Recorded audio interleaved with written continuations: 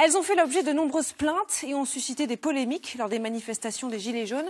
Les violences policières et notamment l'usage des fameux LBD, ces lanceurs de balles de défense. Hier, le ministre de l'Intérieur, Christophe Castaner, a proposé que les fonctionnaires de police qui les utilisent soient équipés de caméras piétons dès la prochaine manifestation. Dans les rangs de la police, la mesure est approuvée, mais pas n'importe quelles conditions. Nathalie Pérez, Guillaume Le Goff. Ce sont ces images qui ont créé la polémique.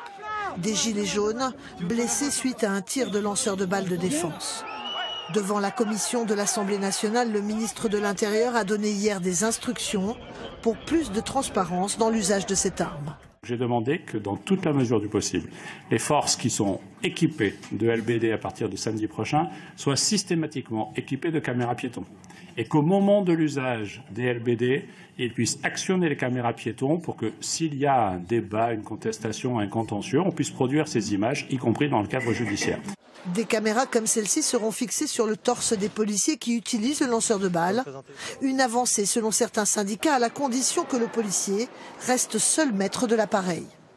Nous y sommes favorables, mais c'est sous réserve des conditions d'utilisation. On n'est pas d'accord pour qu'on impose aux policiers, dès lors qu'il est porteur du flashball, du lanceur de balles de défense sur les manifestations de Gilets jaunes, nous ne sommes pas d'accord à ce que la caméra soit enclenchée au moment où il prend son service et qu'elle soit arrêtée au moment où il quitte son service. En revanche, pour l'opposition, ces caméras seraient efficaces seulement si elles fonctionnent en permanence. C'est une fausse bonne idée, d'abord parce que c'est le policier qui l'enclenchera. Donc on peut peut-être penser qu'un policier qui utilise le LBD de manière non réglementaire, c'est-à-dire pas en légitime défense, il peut peut-être risquer de ne pas l'enclencher. Depuis le début du mouvement des Gilets jaunes, l'inspection générale de la police nationale a ouvert 81 enquêtes concernant des personnes gravement blessées au cours des manifestations. 4 d'entre elles auraient définitivement perdu l'usage d'un œil.